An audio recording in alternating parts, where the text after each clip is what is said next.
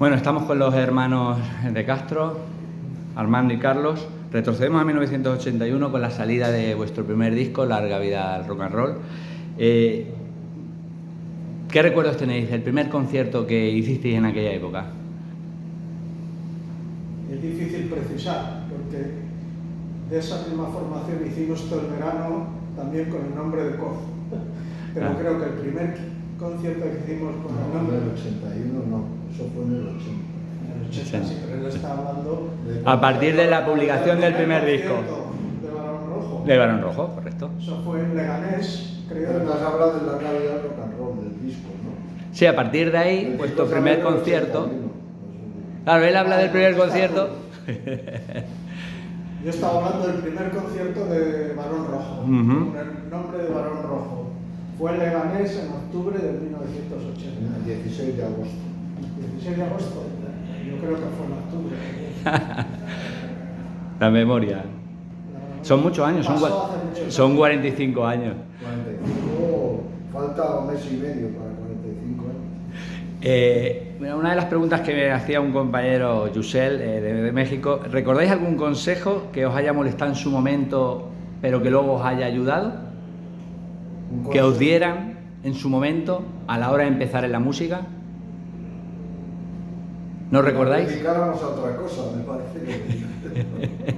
Por eso, os aconsejaban no meteros en la música y hacer otra cosa, y de eso no hicisteis caso. ¿Os ha ayudado al final a, oye, dedicar a la música que...? Hombre, la música siempre tienes que pelear un poco con la presión familiar, porque normalmente la familia quiere que seas otra cosa.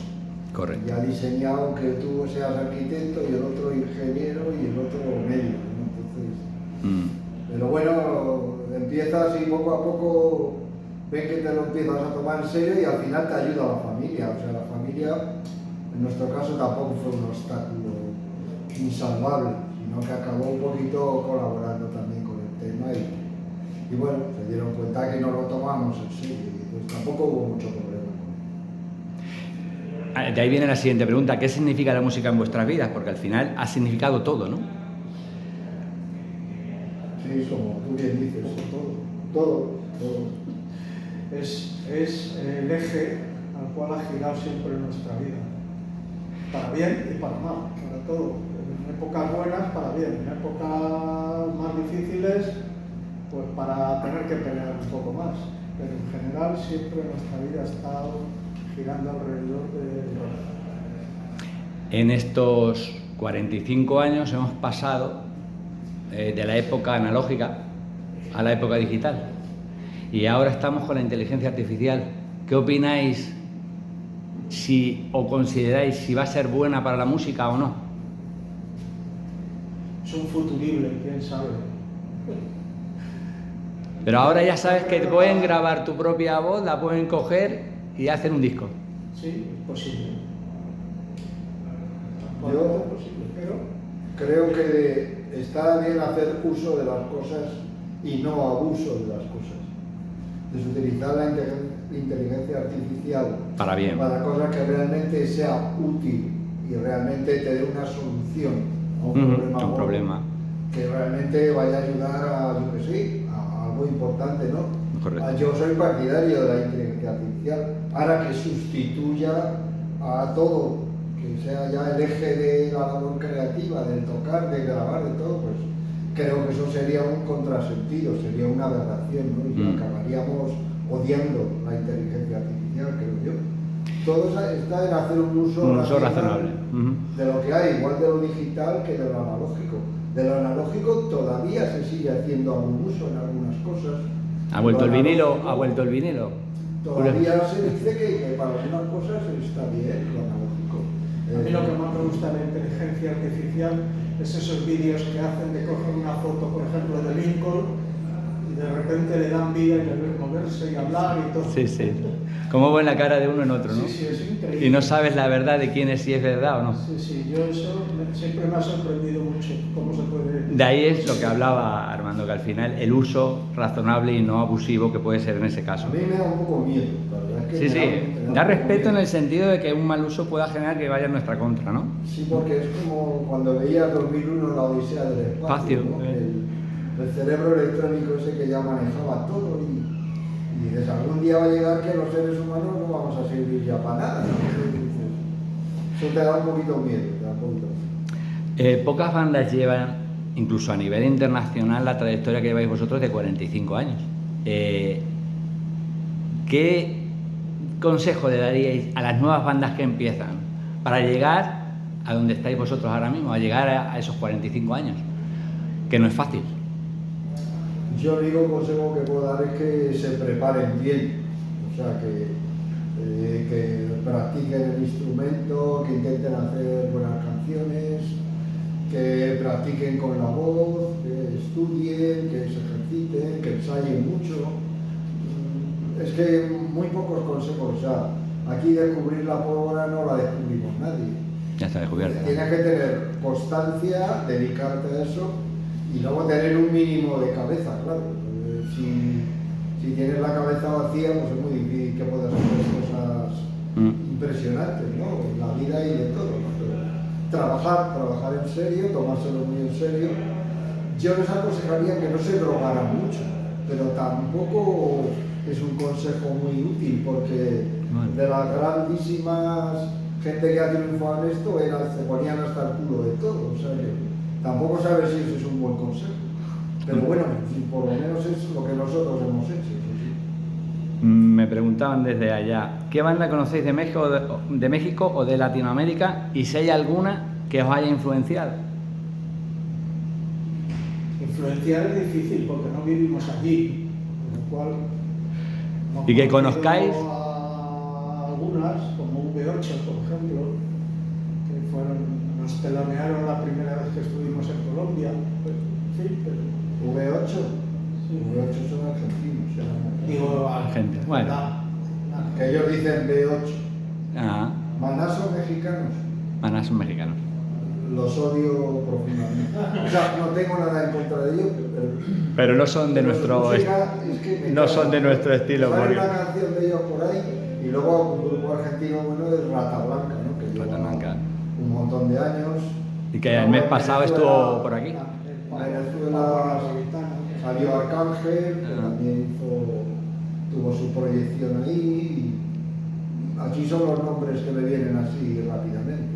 Claro, por eso venía la siguiente pregunta, ¿qué opinión teníais del metal mexicano y qué similitud tiene, o del latinoamericano, y qué similitud le veis con respecto al metal español? Al final, los ejemplos entre Rata Blanca, como estábamos hablando de Argentina, y cualquier grupo de metal nacional, como vos sois Barón Rojo, o cualquier otro. Las similitudes que puede haber, al final... ¿Similitudes? Bueno, hombre, yo considero a Rata Blanca... una cosa que he dicho muy a menudo, ¿no? Que yo siempre he pensado que en España el defecto del rock es que se ha mirado mucho el ombligo. Los grupos nacionales han hecho rock a la española y yo creo que eso ha perjudicado el nivel general del rock en España, ¿no? Lo que se dio en llamar el rock urbano y todas esas cosas, ¿no? Pero Rata Blanca es un grupo de rock internacional, porque además la música argentina está muy influenciada por el coloso americano que tienen al norte, eso les influye en todo, ¿no?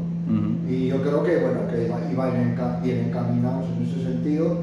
Barón Rojo también ha tratado de hacer un poco ese tipo de rock homologable con el rock que se hacía en el resto del mundo, no rock de andar por casa y hacer una cosa muy a la española, ¿no? De eso que en ese aspecto Rata Blanca y Barón son grupos relativamente similares. Por ejemplo. ¿Qué música estáis actualmente escuchando? ¿Cuál es el último álbum o disco que hayáis escuchado a día de hoy? Clásicos. Yo, como ya no pongo discos, veo las bandas que salen en YouTube. Yo veo mucho en YouTube y de repente veo una filmación súper antigua de Black Sabbath. Hostia. Y ya te coge el algoritmo, ya te coge todo eso. No. Son grabaciones que por lo que sea en su día no han venido a claro. ¿Cuál es la última que he visto? Además hace 2 días vi una de Rainbow muy buena y otra que ahora mismo no me acuerdo, pero genial. Clásicos de... Clásicos, sí, yo solo digo clásicos ya. Del metal. Estamos yo estoy ya muy anquilosado a la antigua. Del antiguo salsa. ¿Y tú, Armando, qué es lo último que...? Yo oigo mucha música, hago búsquedas en emisoras de radio que tienen páginas web. Y a lo mejor oigo música pero no sé de qué grupo son, oigo música nueva. Ajá. Pero lo oigo sin saber exactamente muy bien de qué son. Y veo que el rock quizás está un poquillo parado, un poquillo mirándose demasiado el ombligo de lo que se ha hecho en los últimos 40 o 50 años y tiene que renovarse un poco, pienso. A mí me suenan, casi todas las bandas estas que te digo que escucho, me suenan como muy parecidas. Ninguna que tenga una personalidad. No hace falta tampoco que descubras la pólvora, pero sí que tengas una personalidad haciendo el rock que sea, ¿no? Bueno, he visto las fechas de gira que tenéis varios festivales que tocáis a lo largo de este verano, tocáis también en Portugal, pero me ha llamado la atención que tenéis una fecha en la Sala París 15, en Málaga, el próximo 11 de abril del 26. Es decir, que hay varones para rato, ¿eh? Varón rojo para rato. Eso ya depende de la contratación.